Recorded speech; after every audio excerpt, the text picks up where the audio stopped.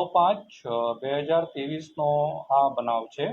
આ બનાવ છે સત્યનારાયણ ગેસ્ટ હાઉસમાં બન્યો હતો, જેમાં ગોપાલ ચુનારા જે અમારા ફરિયાદી છે એમની વચ્ચે અને જે અમારા આરોપી છે જતીન એની વચ્ચે ત્યાં ઝપાઝપી થઈ હતી. ફરિયાદીના કહેવા પ્રમાણે જે તે દિવસે જતીન, કૃષ્ણા અને અનીશ એ ત્રણેય અમને ગળદાપાટુના માર મારેલ છે અને એમાં પ્રાઇમરી બનાવ એના ફરિયાદ પ્રમાણે છે કે તમે બાળ લગ્નની આ જે મરણ જનાર છે જે ફરિયાદી છે ગોપાલ ચુનારા એ બક્ષીપંચ મોરચાના પ્રમુખ હોય અને તમે બાળ લગ્નની માહિતી છે એ બધી આપી દો છો એમ કરીને આ જે આરોપી હોય છે એમને ગળદાપાટુના માર માર્યા હતા અને તે વખતે 323 જે છે એ જે તે દાખલ કરવામાં આવી હતી.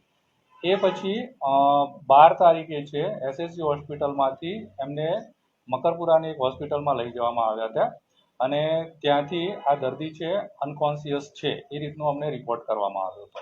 તો તે વખતે 307નો ઉમેરો કરીને આગળની કાર્યવાહી કરવામાં આવી હતી અને ગઈકાલે 21ના રોજ આ જે ગોપાલભાઈ છે એ મરણ ગયેલ હોય આગળ 302 ઉમેરીને આગળની કાર્યવાહી કરવામાં આવેલી છે. આમાં જે બે જે આરોપીઓ છે કૃષ્ણા અને અનીશ છે એ અમને એક અરજી મળી હતી કે અમે લોકો ત્યાં હાજર નહોતા અને એમની તપાસ કરતા એ લોકો જ્યાં હાજર હતા, જ્યાં નોકરી કરે છે અને બીજી જગ્યાએ જ્યાં એ લોકો હાજરીના પુરાવા છે ત્યાંના સીસીટીવી લઈ અને એનું ચેક કરવામાં આવેલું છે અને જતીનના નિવેદનમાં અને જે ગેસ્ટ હાઉસમાં જે માણસ હાજર હતો એના નિવેદનમાં જાણવા મળેલ છે અંદ્રેજોનાર સાહેબ કે જતીન અને એનો જે ભાઈ છે ગૌતમ એ બે જણાએ મળીને આને ત્યાં ગળદાપાટુના માર મારેલા છે. કેવી રીતે સમગ્ર પ્રક્રિયાને જોઈ રહ્યા છો? કારણ કે જે મામલો બન્યો એટલે ખરેખર બાળ વિવાહ કેવું બનતું અટકાવવાનો પ્રયાસ કરતા હતા, એમાં આ બાતમીદારના શું હતા એમનો રૂલ?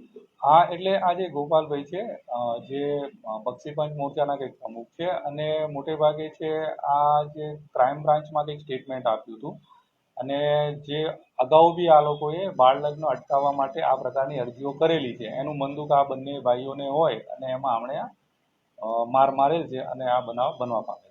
અગાઉ પણ મૃતક પર હુમલો થયાની ચર્ચાઓ થઈ રહી છે, તો અગાઉ આ બાબતે કોઈ ફરિયાદ નોંધવામાં આવી હતી કે કેમ? નહીં, અગાઉ આવી કોઈ ફરિયાદો છે અમારી પાસે મળેલી. 9મી તારીખની આ ઘટના છે, 307ની કલમ ઉમેરવામાં આટલી વાર કેમ લાગી? એ વખતે આરોપી પકડવામાં આટલી બધી વાર કેમ લાગી? આરોપી સુધી કેમ ના? હવે જે તે વખતે આ જે બનાવ બન્યો તે વખતે આ ફરિયાદી છે એણે જાતે જ ફરિયાદ આપેલી હતી, સંપૂર્ણ ભાનમાં હતા અને એને એવી કોઈ તકલીફ નથી, સામાન્ય ઈજા તરીકે જ હતું. પરંતુ 2 દિવસ પછી એને જે હેડ ઇન્જરી છે વધી ગઈ અને પછી એને દાખલ કરવામાં આવ્યા અને ત્યાંથી અનકોન્શિયસ થઈ ગયા. એને કારણે 307 પછી કેર કરવામાં આવ્યા. આરોપીને જે તે વખતે ખ્યાલ આવી ગયા હતા કે આરોપીઓને કે આવું કંઈક બન્યું છે, એને કારણે લોકો નાસ્તા ફરતા હતા અને અમારા પ્રયત્નો ચાલુ હતા અને એ પ્રયત્નોને અંદર મળી આવેલ છે. હોટલમાં કેમ ગયો હતો ગોપાલ ચુનારા? હોટલમાં જે ગોપાલ ચુનારા છે એ દરજીનું કામ કરે છે અને હોટલમાં જે માણસ રહે છે એ માણસના કપડાનું માપ લેવા માટે ત્યાં ગયો હતો. આ સમગ્ર ઘટના જે છે એમાં એવું આવે છે કે બાળ લગ્નમાં બાતમી આપતા હતા. આ કેવું સાચું?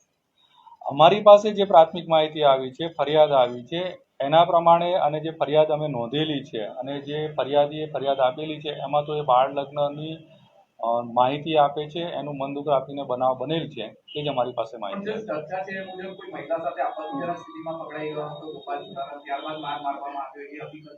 ના, એવું કંઈ બી અમારી તપાસમાં આવે છે. આરોપી ક્યાંથી પકડાયો અને કેટલા જણા? આરોપી ગૌતમ અને એનો ભાઈ જતીન. જે જતીન છે એની ઉંમર વર્ષ 36 છે અને જે એનો ભાઈ છે એની 33 વર્ષ છે. એ બંનેને અમારી પોલીસે પમ્પિંગ સ્ટેશન પાસેથી પકડી પાડ્યા છે. વધુ આરોપીઓમાં જે ફરિયાદમાં હતા એ 2 આરોપીઓના નામ છે, પરંતુ એમણે જે તે દિવસે અમને અરજી આપી હતી કે અમે ત્યાં હતા નહીં, તેમ છતાં અમારા નામ લખાવવામાં આવેલ છે. તો એની તપાસ છે અમે કરી રહ્યા છીએ. આરોપીઓનો કોઈ ગુનાહિત ઇતિહાસ?